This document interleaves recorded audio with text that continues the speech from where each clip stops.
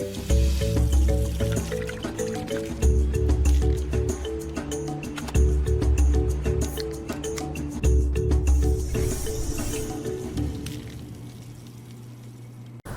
fidèles téléspectatrices et téléspectateurs de la télévision BF1. Merci de nous recevoir chez vous à l'occasion de ce nouveau numéro de votre émission Leçon de vie. Leçon de vie reçoit pour vous aujourd'hui un champion, un passionné du judo qui a également été un soldat exemplaire dans notre armée. Notre invité de jour n'est autre que Palm-Sié Athanase. Bonsoir monsieur Palm-Sié Athanase. Bonsoir monsieur Saré. Eh bien, merci de nous recevoir chez vous. Oui.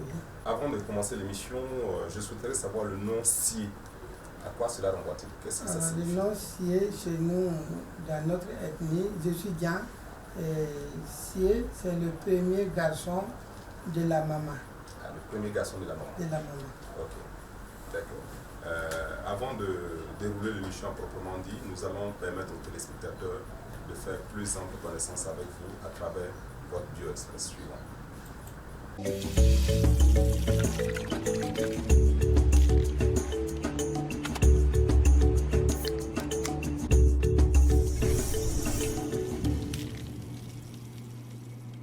Palm-Sié Athanase était un homme de combat. Au judo comme à l'armée, c'est un homme qui s'est distingué. Combattant professionnel de judo, il a été champion de sa catégorie pendant près de 15 ans, soit de 1975 à 1984. Palm-Sié Athanase, alors surnommé le Japonais, est invaincu sur le tapis du judo national jusqu'à ce jour. Il représentera aussi brillamment le Burkina dans les compétitions internationales telles que Championnat international du sport militaire en 1998, les Jeux africains d'Alger au cours de la même année, Championnat d'Afrique de Dakar en 1983 et n'oublions pas qu'il a remporté la Coupe de l'ambassade du Japon en 1978. Palm-Sié Athanase n'a pas été qu'un combattant. Il a su se reconvertir en encadreur afin de transmettre sa passion. Pendant 12 ans, il sera entraîneur de judo pour le compte de l'Union sportive des forces armées.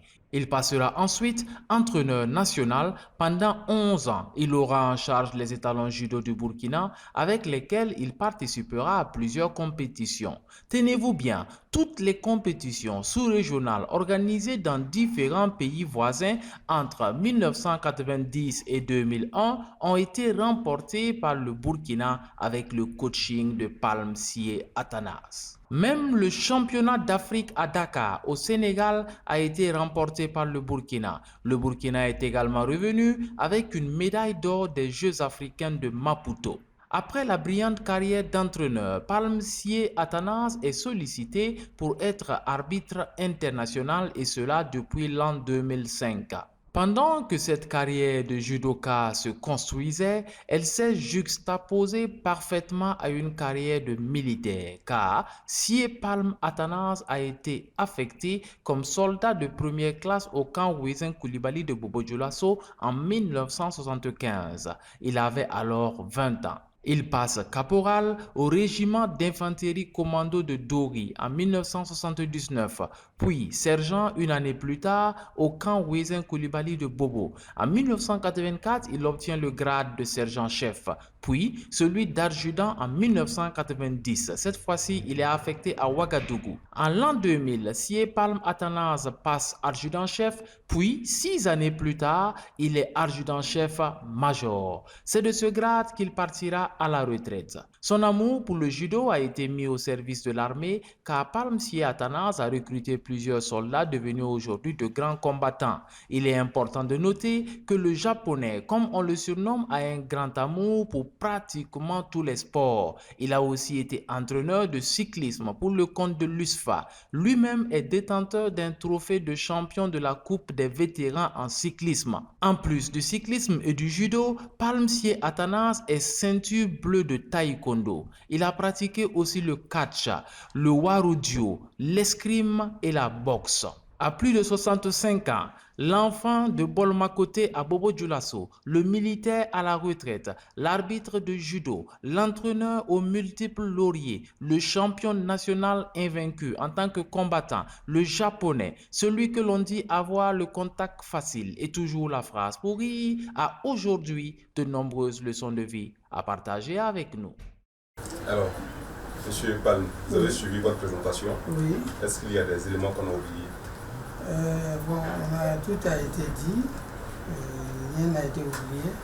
Bon, peut-être, peut-être je peux dire, j'ai fait remporter le trophée qui n'a pas été donné.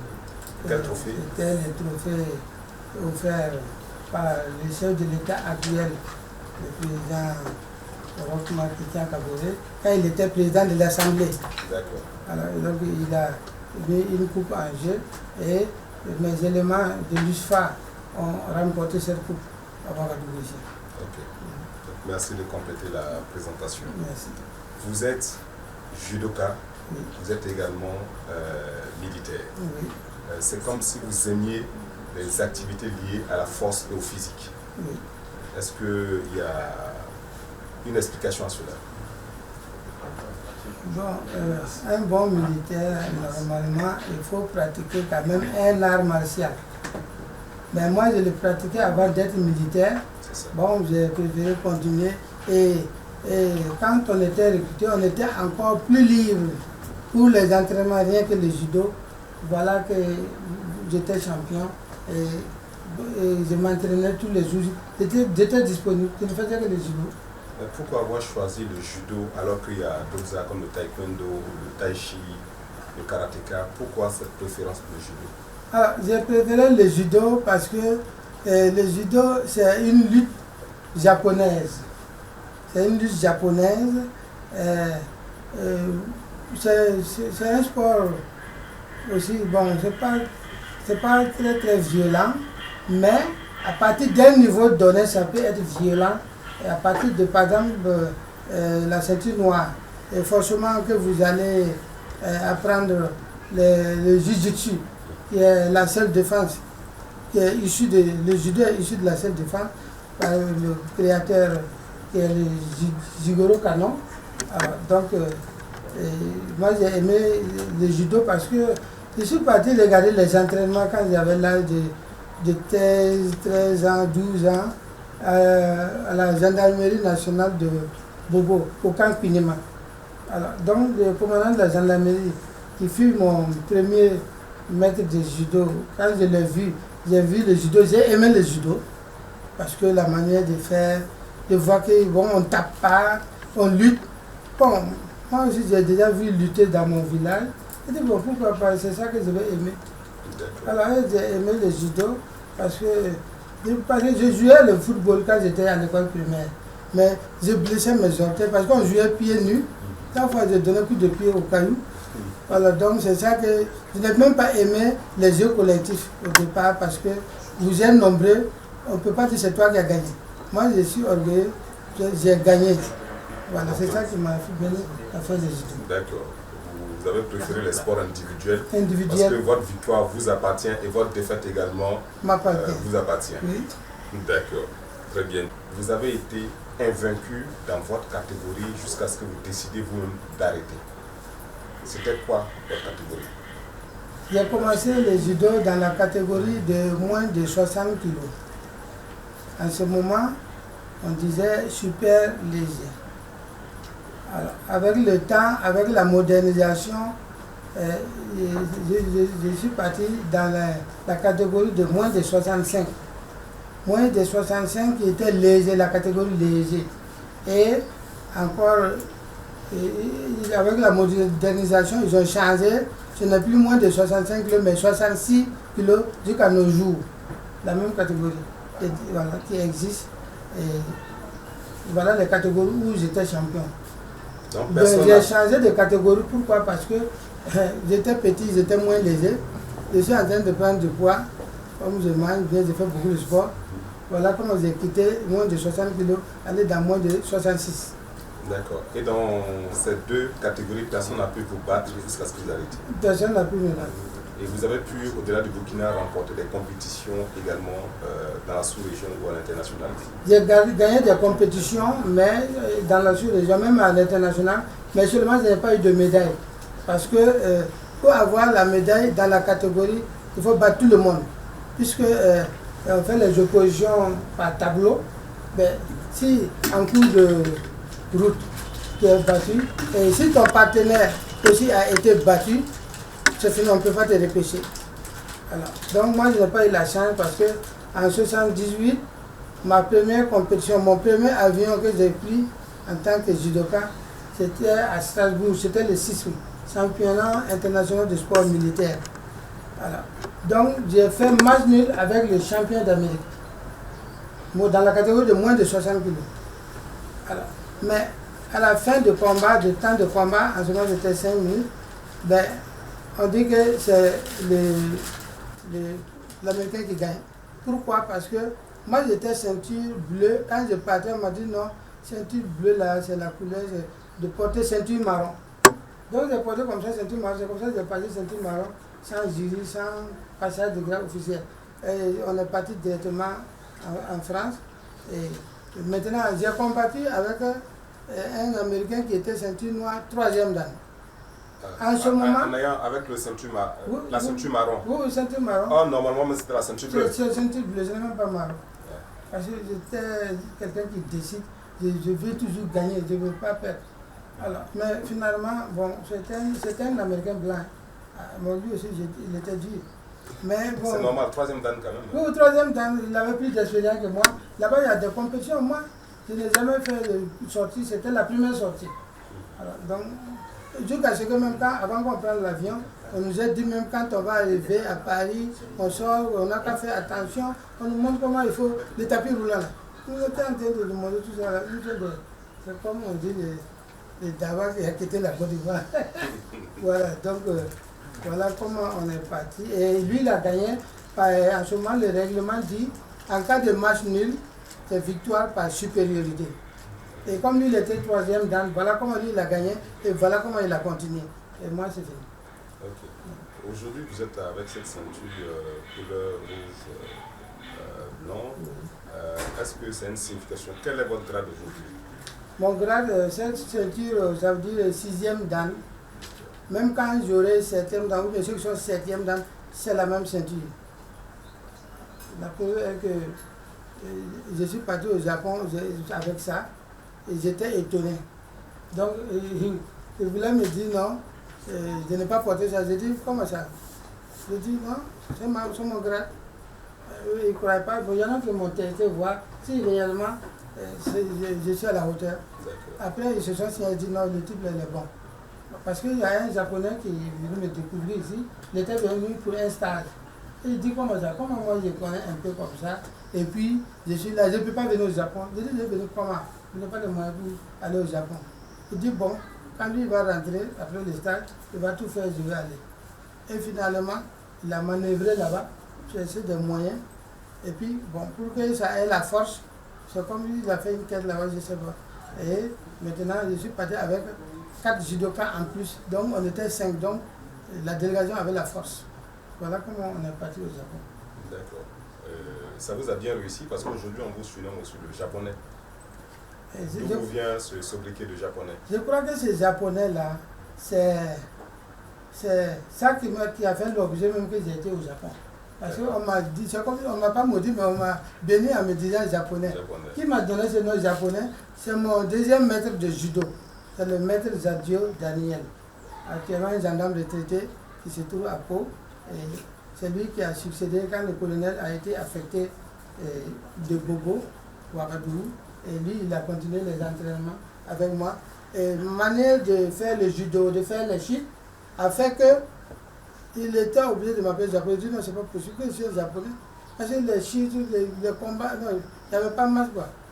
J'avais des jeunes gendarmes qui recrutaient, qui venaient. Le judo était obligatoire pour tous les gendarmes à l'époque. Donc, il y a des gendarmes plus âgés que moi, plus grands, costauds, mais je les terrassais. Voilà comment j'ai eu le nom japonais et ça m'a souri aussi. D'accord, nous allons suivre une vidéo pour recueillir quelques témoignages.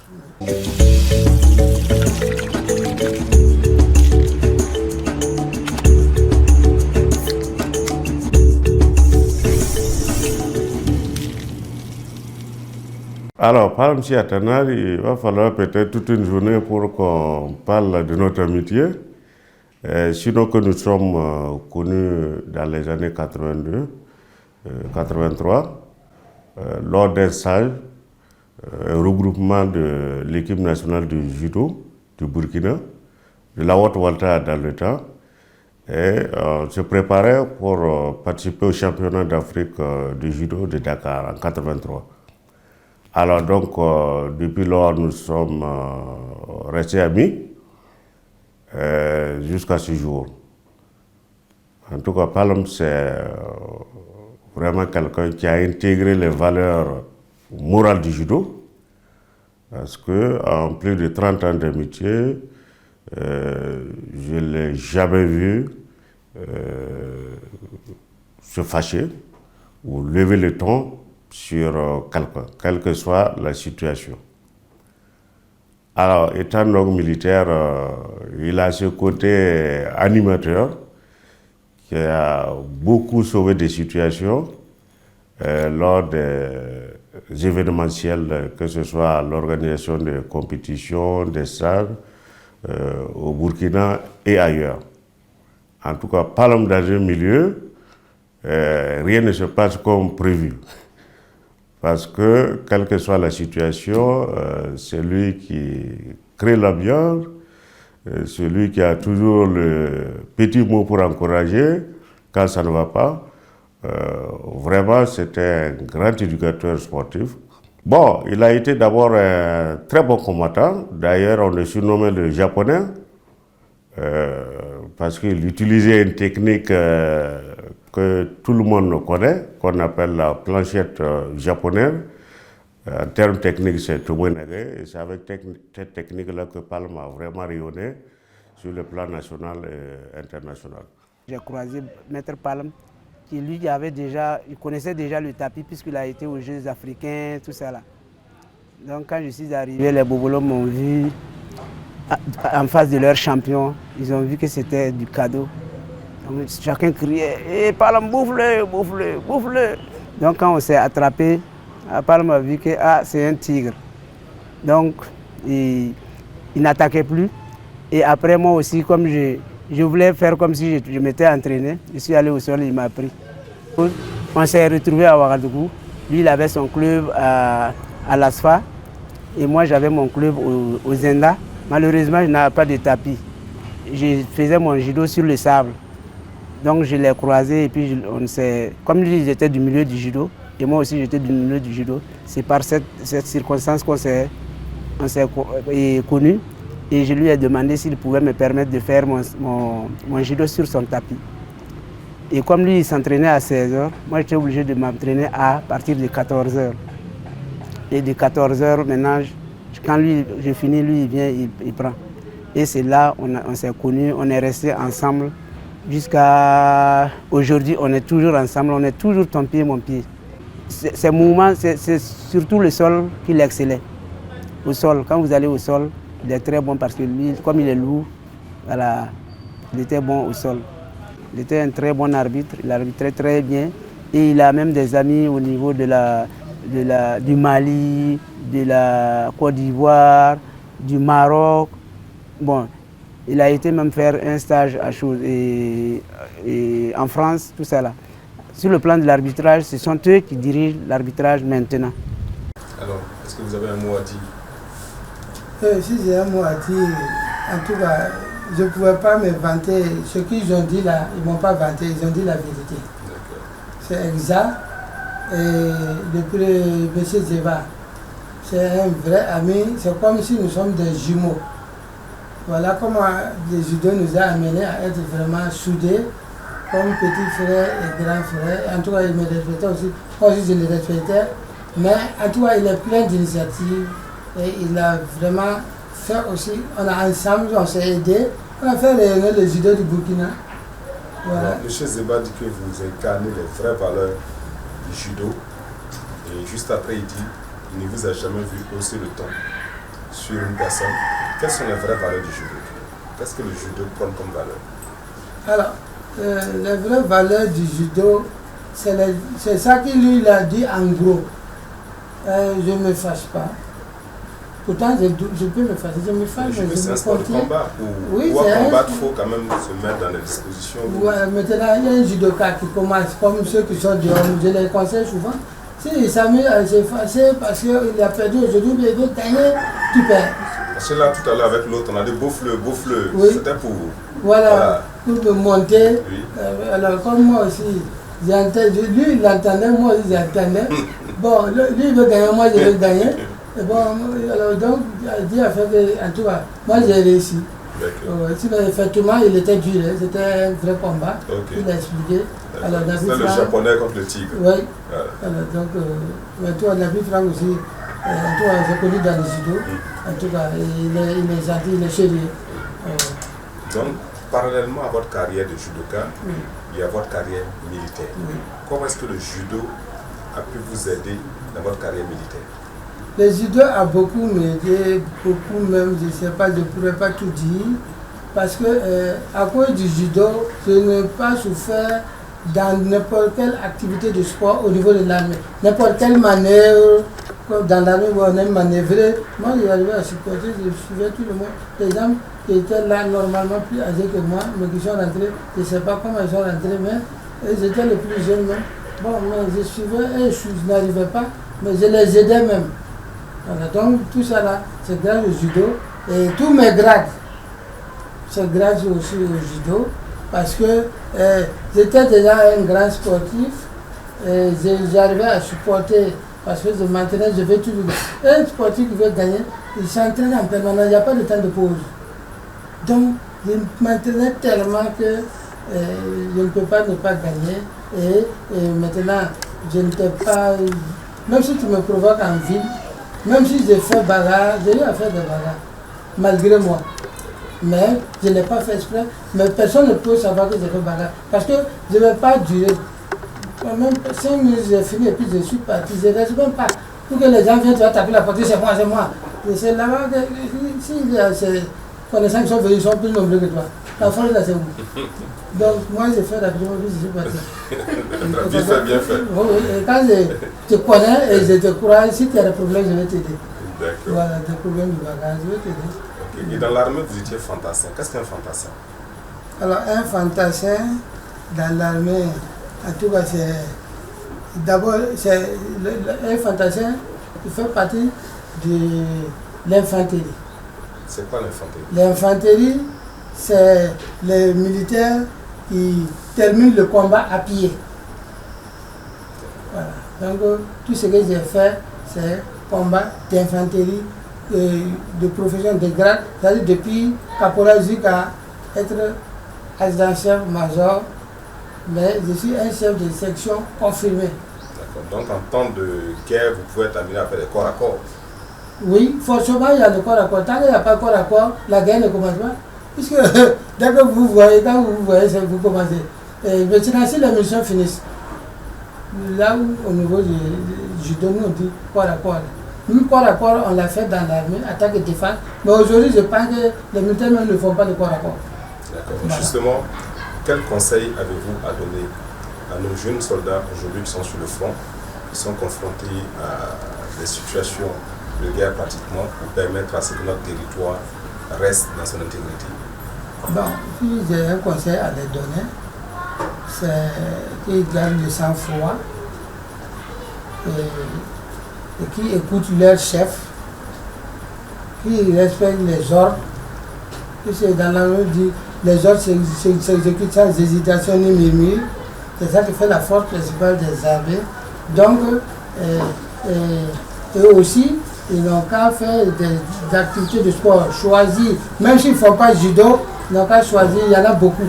Un militaire, forcément, il faut faire des arts martiaux, la boxe, le karaté, il faut choisir ce que tu aimes. Parce que tu ne peux pas aller faire judo si tu n'aimes pas le judo. D'accord. À ce propos, justement, on nous a dit que vous ne baissez jamais les bras quand vous aviez une mission.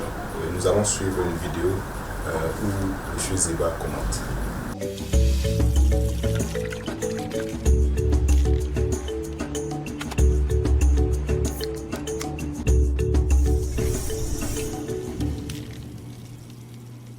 C'est quand il a arrêté un avion à Bamako parce qu'il a quitté Ouagadougou et ils sont arrivés à Bamako avec un retard. Et en transit, l'avion qu'il devrait prendre pour aller à Tripoli en passant par Alger, venaient de fermer ses portes quand ils atterrissaient. Et c'est là que Palm, qui était accompagné d'un athlète, Zongo Amidou, qui est actuellement en Côte d'Ivoire, a pris la décision, dès que l'avion venant du Burkina s'est garé, eh bien, il a foncé sur l'avion qui était en train de reculer pour décoller. Alors, poursuivi donc par la sécurité, la police, la gendarmerie, et en courant, il dit à l'enfant de foncer. Il sort sa carte militaire, il dit à ses collègues, nous sommes collègues, je suis en mission. Il faut que je prenne cet avion-là, sinon je vais mourir. Effectivement, il a bloqué l'avion, parce que là, il y avait un danger, là, quelqu'un qui court devant un avion comme ça. Alors, c'est là qu'effectivement, il s'expliquait. Il dit que lui, il est militaire, il a une mission, il ne peut pas rater cette mission-là à cause d'un retard. Et c'est comme ça qu'il a pu rejoindre Tripoli. L'enfant donc a pu prendre part donc, à cette compétition qui était très importante pour la Fédération burkinabé de judo. Alors, donnons-nous un peu plus de détails. C'était quoi? Alors, oui, c'est vrai. Il était le directeur technique. D'accord. Et moi, j'étais l'entraîneur. Donc, il m'a envoyé en mission avec l'élément pour la compétition. Championnat d'Afrique du judo. Ouais. Et on a pris l'avion ici, on devait prendre c'est Air Burkina. Alors, je ne sais pas pourquoi l'avion a fait le retard. Et finalement, on nous a mis dans Air France. Alors, donc, comme c'est un vol qui ne prend pas du temps, on a atterri. L'avion qu'on doit prendre, nous on voit l'avion qui est prêt pour partir, mais nous on est descendu, on cherche nos bagages en vitesse. Je dis à l'athlète, il n'a qu'à me suivre avec les bagages. Mais pour passer rentrer même, puisqu'on avait déjà tous les billets, ainsi de suite. Mais il fallait avoir le talon là-bas avant de remonter. Comment on appelle ça? C'est le talon? Le talon. Oui. Bon, mais on n'a pas de talon. Ils ont dit non, c'est fini, l'enregistrement est fini. Moi, et puis, ils ont mis la barrière, il y avait les gendarmes, les policiers. Moi, j'ai traversé le champ, j'ai dépassé, j'ai dit, il va comme suivre. Et puis, on est parti. Bon, comme il a dit, un militaire, il faut pas se débrouiller. Alors, si effectivement, j'ai raté la mission, c'est vilain, parce que dans la mission est impérative. Donc, on aurait pu vous tirer dessus. Oui, il n'y a pas de problème, puisque je suis militaire. Si on me dit, donc, ils vont répondre. Parce que moi, il y aura un incident diplomatique. Mais alors, donc, moi, je suis parti, j'ai tout fait, puisque j'ai pris quelques avions depuis, avant que je n'aille là-bas. J'ai vu comment les gens font quand l'avion atterrit, on guide l'avion, j'ai vu. Donc, c'est la notion là qui m'a fait arrêter l'avion là. Et puis bon, et quand on est en train de monter, et puis maintenant l'escalier aussi est en train de monter en même temps. Et puis c'est comme ça, on est parti, et notre mission a été accomplie. C'est vrai que l'élément qu'on fait des compétitions, il a gagné des combats, il a perdu, mais en tout cas, la mission a été accomplie. D'accord. Donc, un militaire, un judoka, c'est la mission, coûte que coûte, il faut l'accomplir. Oui. D'accord. Nous passons à présent à la deuxième partie de cette émission, votre vie de famille et votre vie en société. C'est quoi la famille pour vous? Bon, la famille, c'est presque tout le monde. D'abord, ceux qui sont sous mon toit.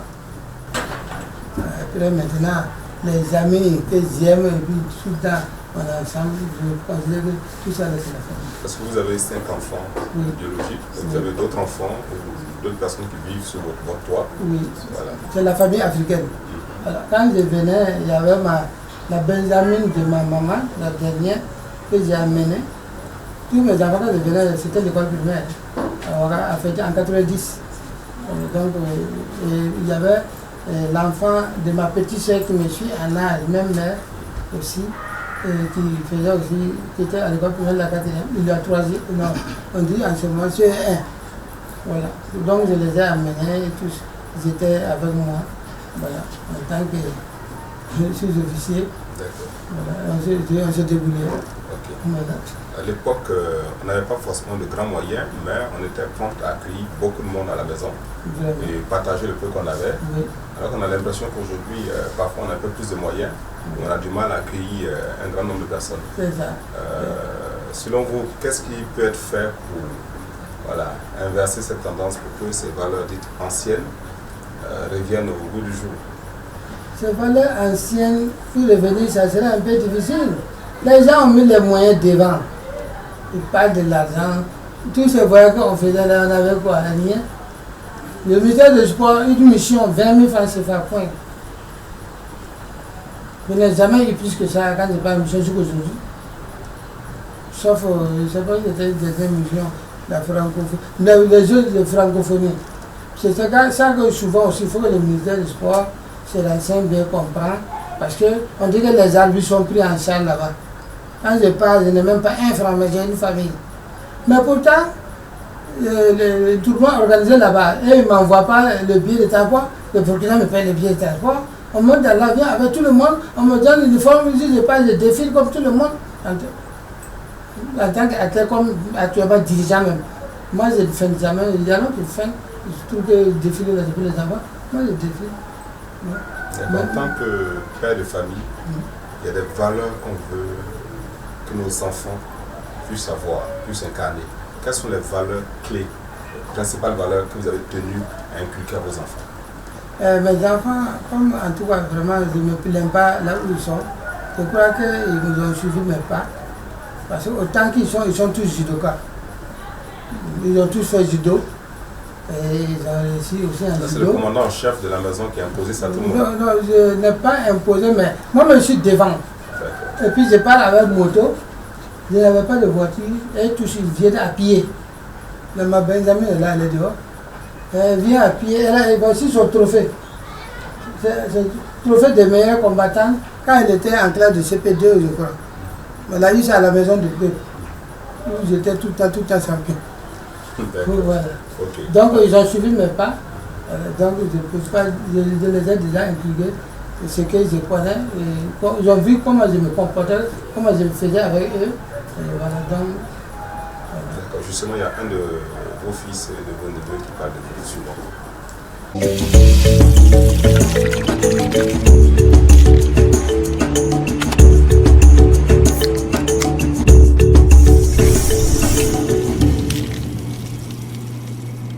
Je dirais en quelque sorte, le papa pour moi, après Dieu, c'est lui.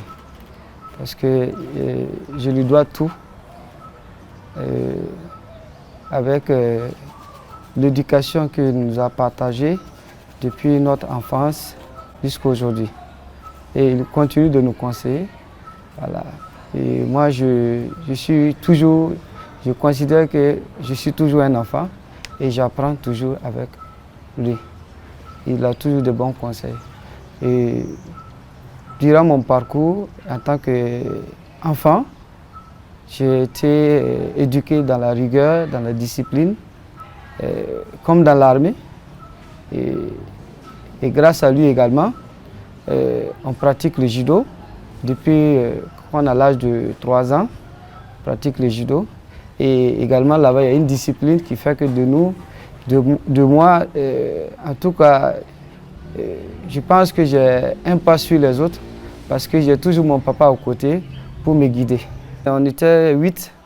Alors, ceux qui travaillent bien à l'école, ils n'ont pas de cours, ils ne reçoivent pas de cours, ils ne reçoivent pas de menaces. Par contre, ceux qui ne travaillent pas, en tout cas, il est prêt d'abord à te punir, tu ne vas pas manger. Voilà. Tant que tu ne vas pas maîtriser tes cours, tu ne manges pas. Et il y avait une certaine discipline, dès qu'on vient de l'école, il faut apprendre des leçons avant de manger. Voilà. Donc, si tu ne connais pas ta leçon, ce n'est pas la peine, tu ne vas pas manger. Et dès que tu n'arrives pas à réciter ta leçon, à connaître bien sûr ta leçon, voilà, il faut finir, même si c'est à minuit, tu vas manger. Donc cette rigueur-là, je pense que ça m'a beaucoup aidé. Depuis ma 6e, après avoir eu mon CP, je pense qu'il ne me suivait plus comme ça, c'est-à-dire avec le fouet derrière, ou bien, voilà, je faisais tout de moi-même. Parce que je suis habitué à cette rigueur de travail. Il est d'abord mon père adoptif.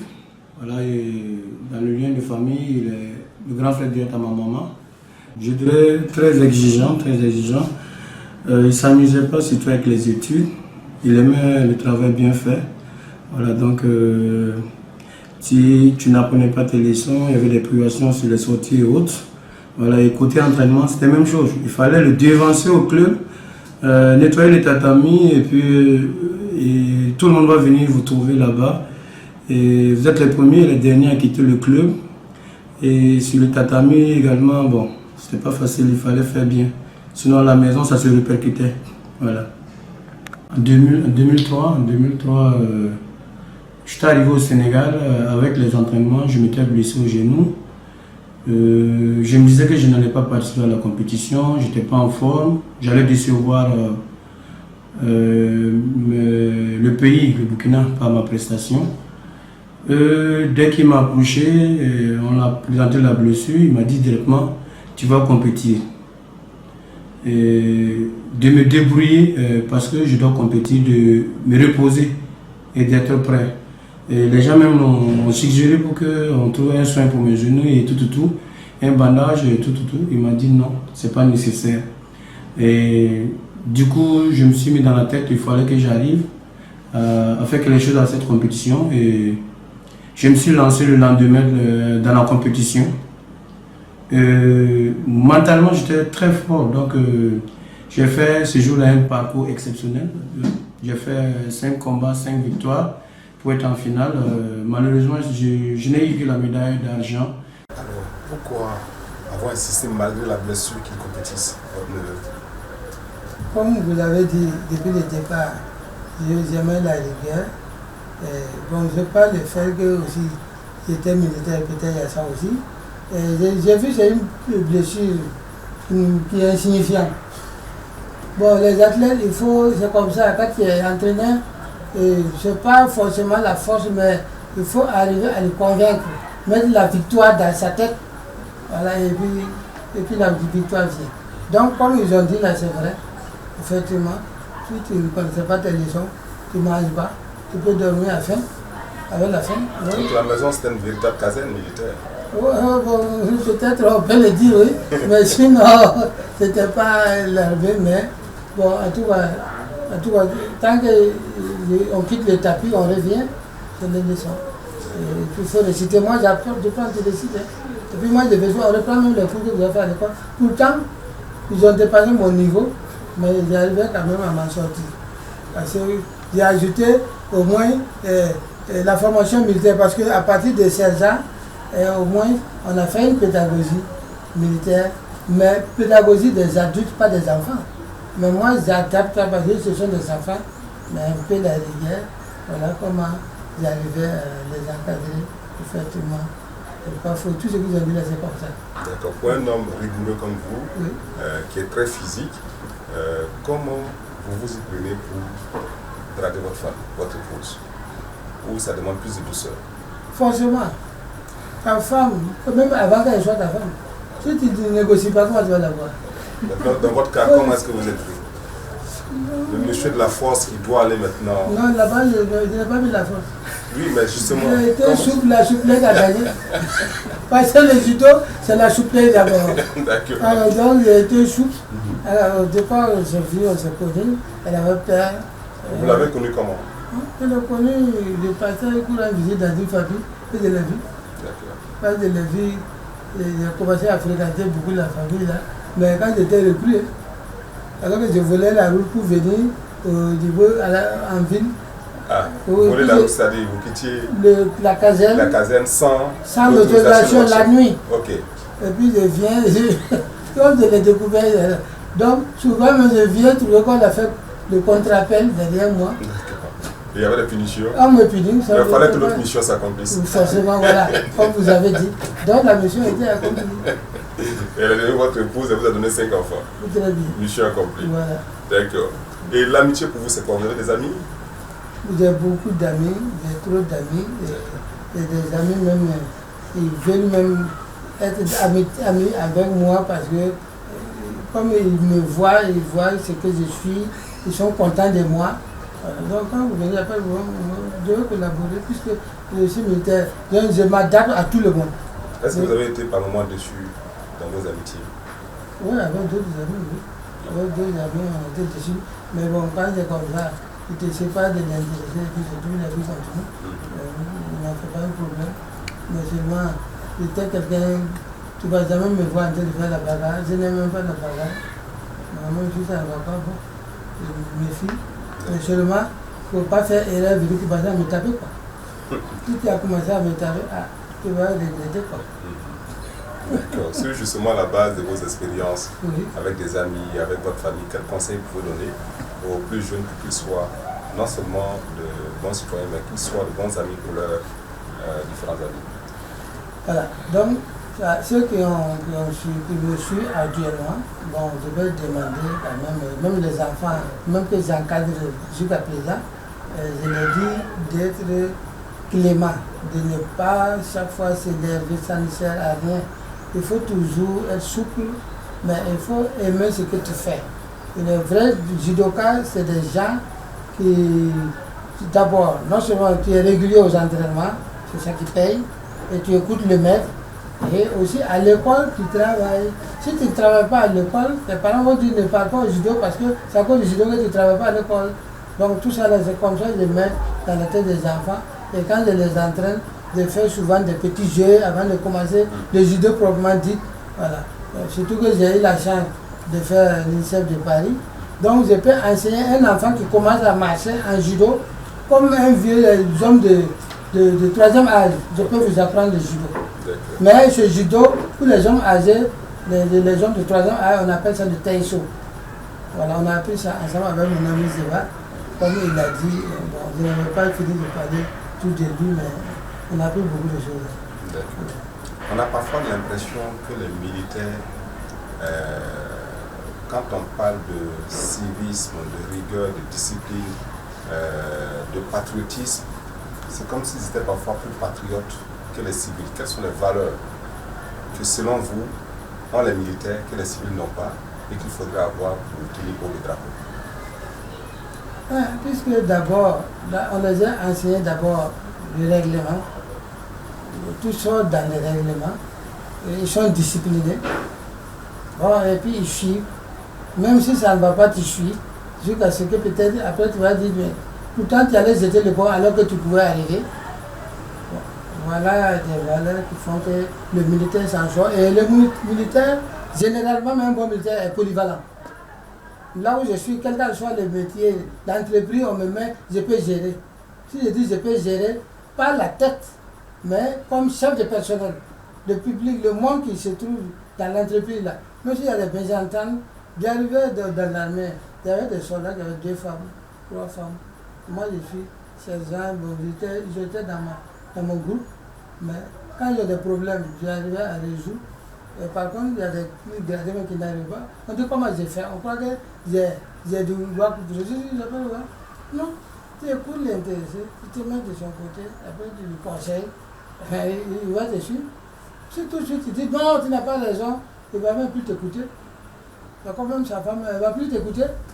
Et puis tu vas lui convaincre et puis mettre dans sa tête de ne plus faire ça. Il ne faut plus faire ça, c'est pas bon. À la fin, il dit non, tu as fait erreur. Imagine que c'est comme ça. Et pour vous, c'est quoi un bon citoyen? C'est quoi un patriote? Qu'est-ce qu'il doit faire? Il doit poser comme acte pour sa nation? Un bon citoyen, c'est quelqu'un quand même. Bon, d'abord, il y a les devoirs et les. Comment on appelle ça? Les devoirs et les droits. Ben, si un bon citoyen qui arrive à suivre ça, ben forcément tu seras un bon citoyen. Toi-même, tu sais que, comme les civils, quand on va en ville là, toi tu vas les gâter. Alors que l'argent qu'on utilise pour faire là, c'est pas l'argent c'est l'argent de tout le monde. Mais toi tu vas gâter ça et puis tu es content. Et tu as ton frère ou ton fils, ton parent, tu vas aller par exemple les feux là, aller faire l'accident là-bas.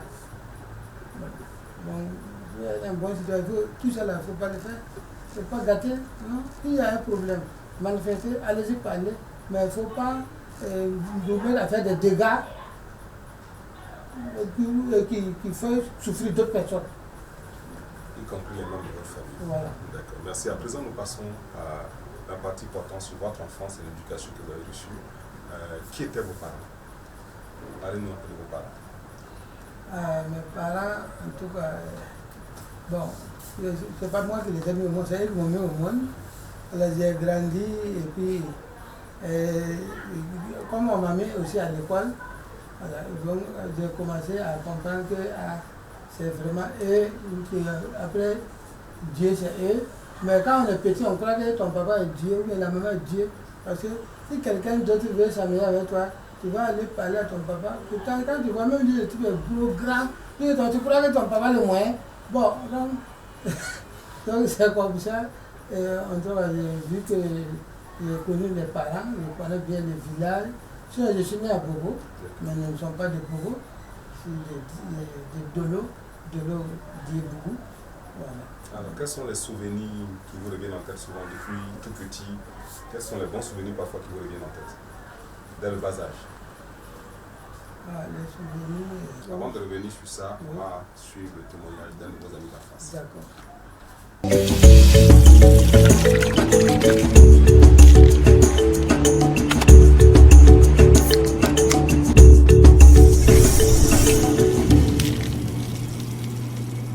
Il faut dire que c'est un sportif né, il est né sportif. Parce que depuis le bas âge là, à l'école primaire, il a commencé, on sentait ça un peu. Pendant que nous on courait derrière les ballons Michelin, hein, lui il était de côté. Le football ne l'intéressait pas. Mais surtout les activités individuelles là.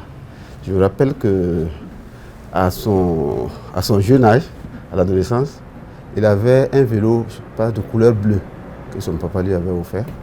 Il a transformé le guidon là, il a transformé le guidon en guidon de vélo de course. Donc son guidon était un peu particulier. Il prenait tout le temps, il filait partout dans le quartier.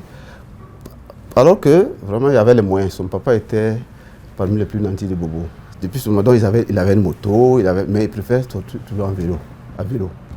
Par exemple, je sais que surtout en vélo, qui était notre moyen de locomotion.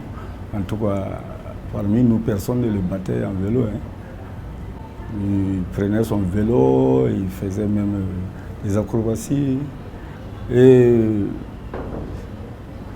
ceci n'était pas une surprise parce que son papa même a été cycliste. En tout cas, j'ai aimé le sport. D'abord le vélo. Après, il est rentré dans le judo en ce temps.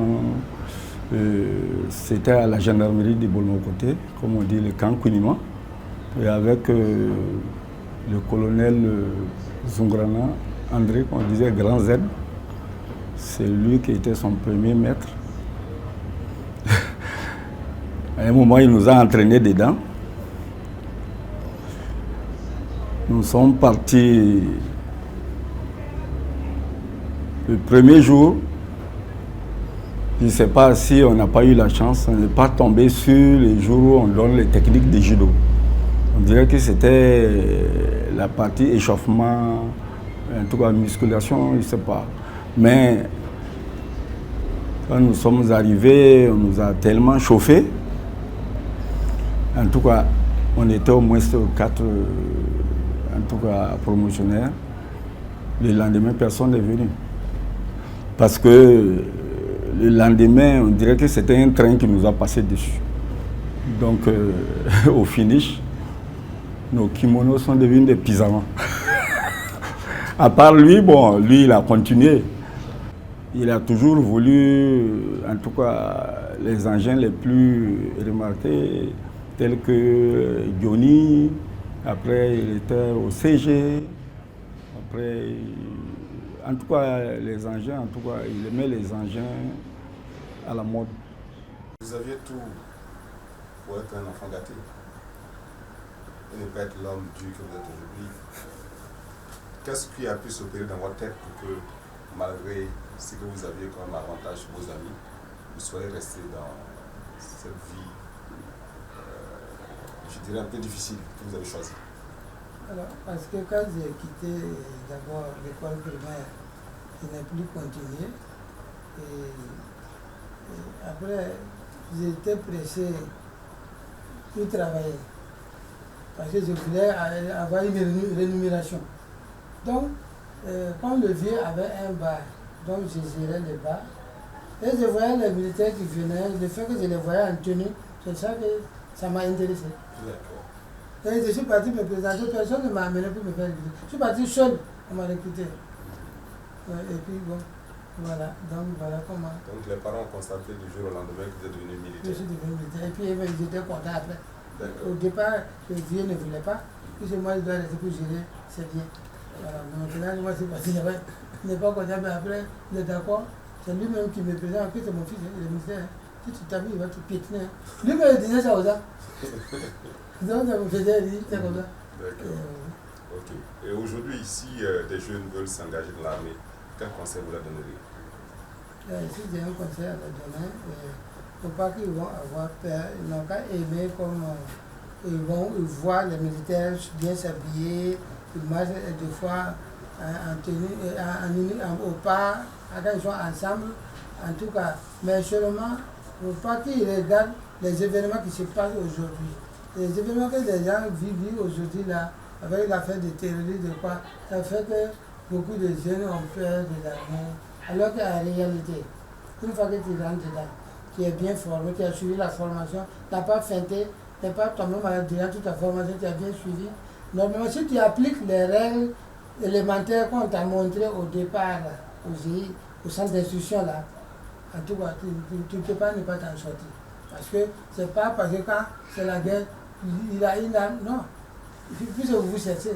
Mais généralement, comme vous partez, vous êtes organisé. Il y a toujours quelqu'un devant qui commence, qu'on appelle éclaireur, ainsi de suite. Mais pour que la guerre commence, il faut que l'éclaireur, le premier qu'on voit là, lui, il descend. Oui, c'est obligé. Il meurt, on le tue. Et puis maintenant, la guerre commence. Et quand il y a un bruit, on ne marche plus, non? Maintenant, vous êtes couché, vous tombez. Dès qu'il y a un bruit, vous tombez. Et puis vous localisez le bruit, là, ça vient d'où? Et puis c'est comment, c'est coup par coup, c'est pas rafale, c'est comme ça, et puis continuer le combat. Mais comment on parvient à former ce courage-là? Quand par exemple, je prends le cas de l'éclaireur, je sais que je suis éclaireur, à tout moment, vous me tirer dessus. Comment est-ce que mentalement, on lui enseigne ça pour qu'il puisse affronter C'est la puisque j'ai situation? fait le GI de Bobo pendant des années. Quand j'étais caporal, jusqu'à 16 ans, j'ai quitté. Mais quand on veut qu'un soldat souffre tout ce qu'on veut quelqu'un pour bien le manœuvrer, parce que la décollé, c'est moi on appelle. On m'appelle, à 5 minutes seulement c'est fini. C'est la sueur coule. Donc, en tout cas, c'est ça. Ben, seulement, d'abord, il y a les règlements qu'on met dans la tête. D'abord, mais ensuite, il y a le sport que vous faites tous les jours, en permanence, ce n'est même pas.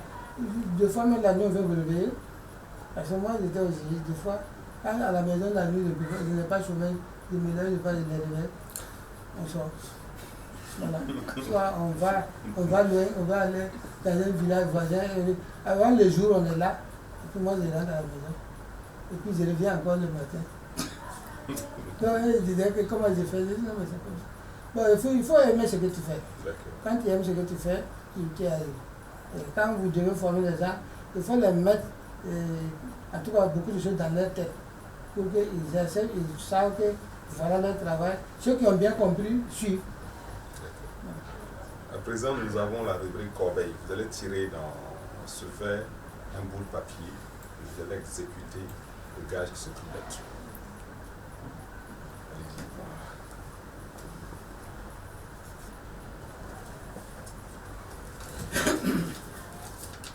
Ah, la danse.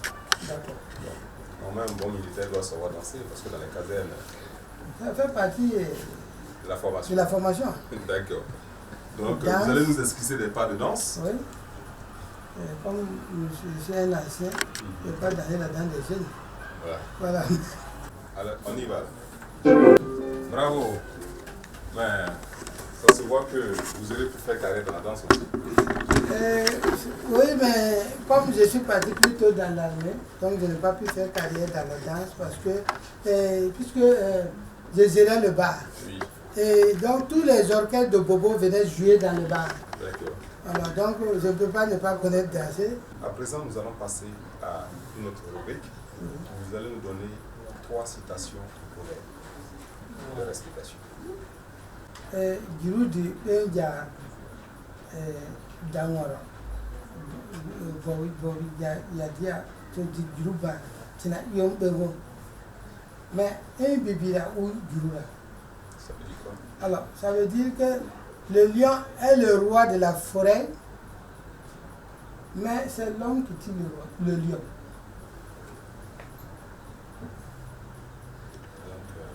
Donc, quelle que soit la force du lion, quelle que soit la force de ce qu'il y a dans la brousse, l'homme demeure le plus fort. Le plus fort.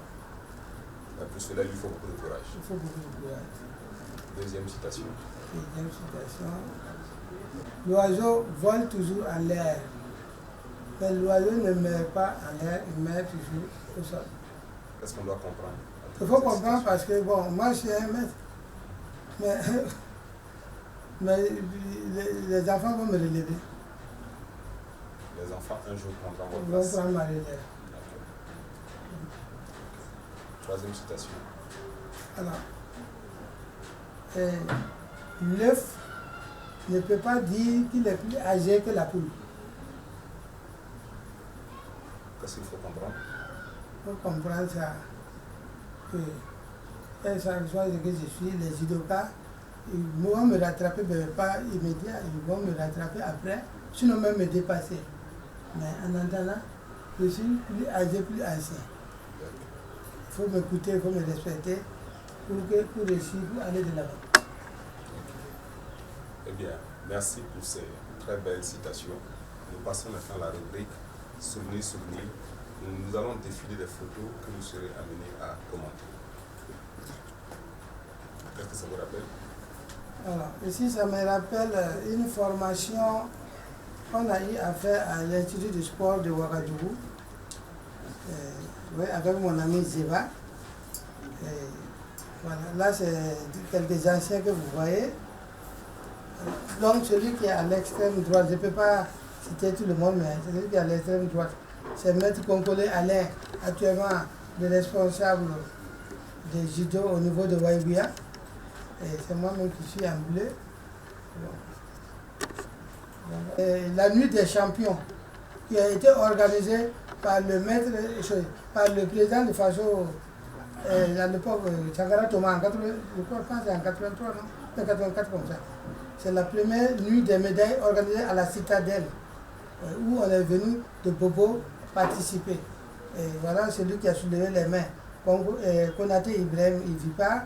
Celui qui est au milieu, entre Konaté et la dame là, c'est Nien Brice, le commissaire Nien Brice. Voilà. Donc, là, c'est mon équipe USFA que j'avais créée et qui a remporté le trophée, la coupe du président de l'Assemblée. En ce moment, c'était le président du Faso qui était le président de l'Assemblée. Voilà. Donc, voilà tous mes enfants ici présents, plus certains enfants qui voulaient aussi apprendre le judo, ils sont là et ils ont remporté la coupe.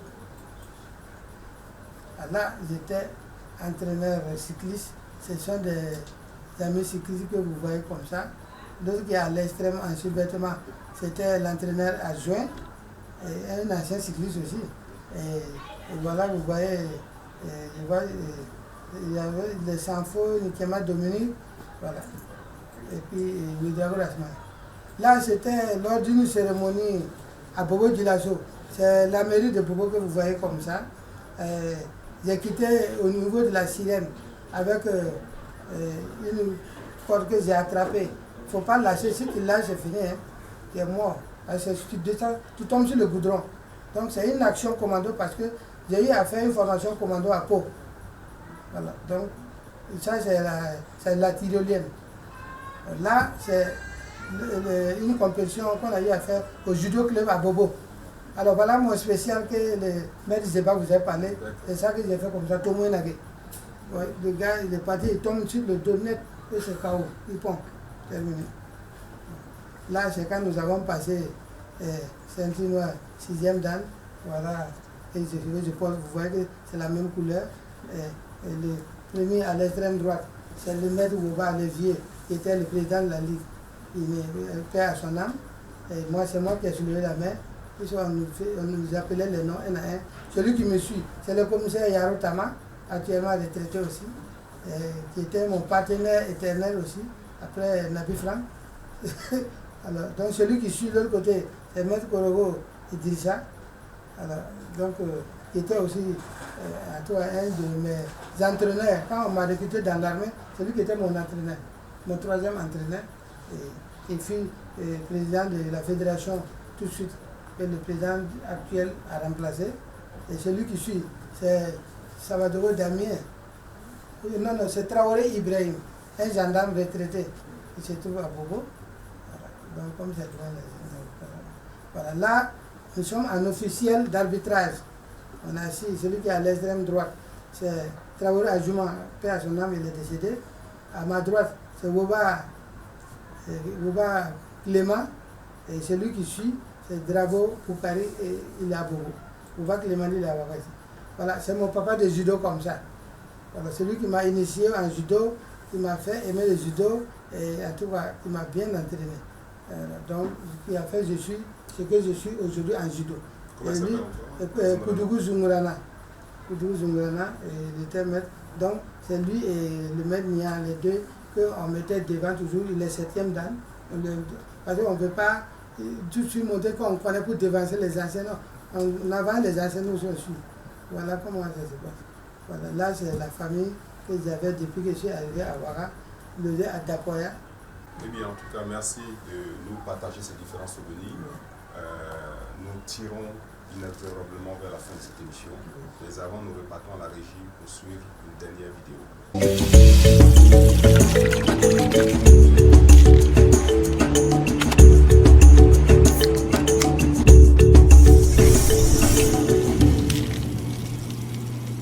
Bien, Major Palm, japonais, nous sommes amis depuis longtemps. J'espère que Dieu va continuer à bénir cette amitié-là, qui du reste est devenue une parenté sanguine. Merci, Palm, et bonne continuation. Maître, c'est pas surpris que je te parle aujourd'hui, mais effectivement, tu as toujours été fidèle pour moi, tu as toujours été cordial, tu as toujours été serviable à mon niveau, que ce soit à mon niveau de ma famille. Je te remercie quand même pour ça, je te remercie carrément. Et je prie Dieu qu'il te garde toujours avec cet esprit-là. C'est quel que soit... aucun problème ne peut nous séparer aujourd'hui. Aucun problème ne peut nous séparer, comme tu as me le dit. Donc je te souhaite longue vie. Papa, merci pour tout ce que tu as fait pour moi. Je t'aime de tout mon cœur et je te souhaite longue vie, beaucoup de santé. Que Dieu te garde parmi nous pour toujours nous conseiller parce que nous sommes toujours des enfants et nous demeurons des enfants toujours devant vous. Tu sais bien que tu es un combattant et en tant que combattant, tu as lutté pour que nous partions jusqu'au Japon. C'était ta force de lutte. On n'allait pas partir au Japon.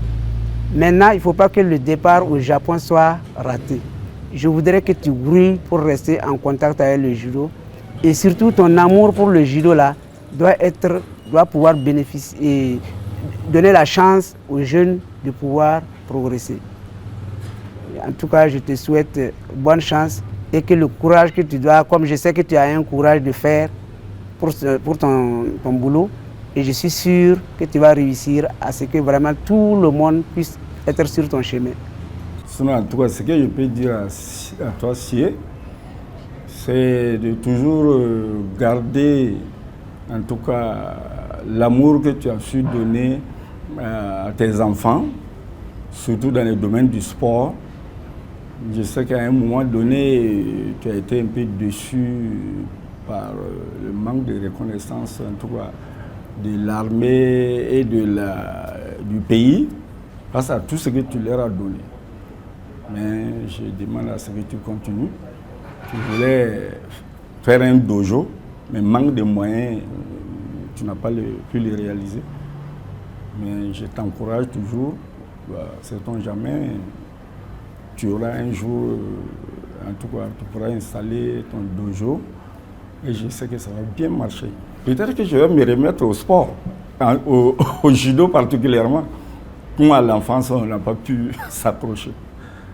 Mon maître, mon entraîneur, mon papa, voilà, le message que j'ai pour toi, c'est simple, c'est un seul mot, c'est M-E-R-C-I. Merci.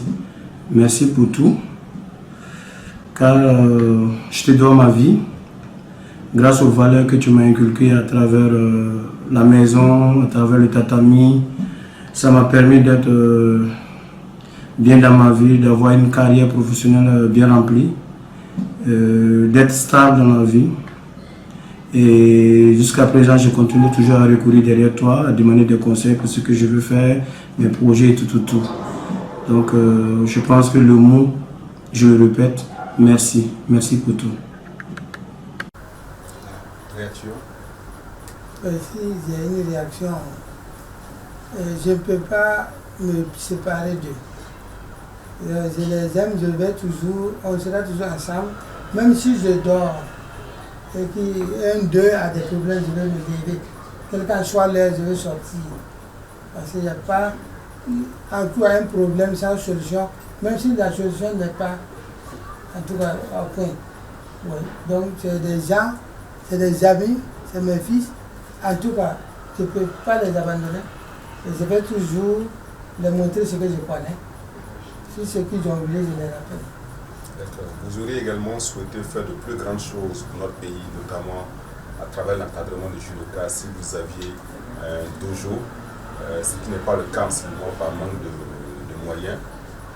Qu'à cela ne tienne, vous continuez avec vos petits moyens à encadrer les jeunes.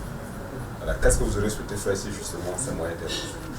Si ces moyens étaient réunis, j'allais faire des champions, puisque j'ai eu l'occasion, et je n'ai pas pu être champion. C'est-à-dire à donner un grand trophée hors du Burkina. Non, j'ai accompagné des gens. Quand les trophées commencent à venir, c'est que dommage, au Burkina, comme on n'incite pas, c'est le problème des moyens. Voilà. Quand on veut les moyens pour travailler, on croit que. Bon, il y a certains, effectivement, qui veulent les moyens là pour dribbler, ils ne partent pas là où je dois partir. Non, c'était mon problème avec les encadreurs. Parce que si tu dois dribbler les moyens d'un athlète, moi je ne suis pas d'accord. Voilà pourquoi les gens m'aimaient. Un maître, c'est un mobilisateur. Donc quand tu as mobilisé les gens, c'est que tu es un maître.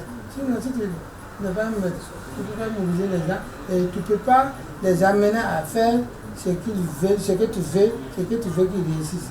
Il faut être vraiment un maître, un bon maître pour arriver à réunir les hommes et à les entraîner. D'accord. Un dernier mot à l'endroit des téléspectateurs, notamment des plus jeunes.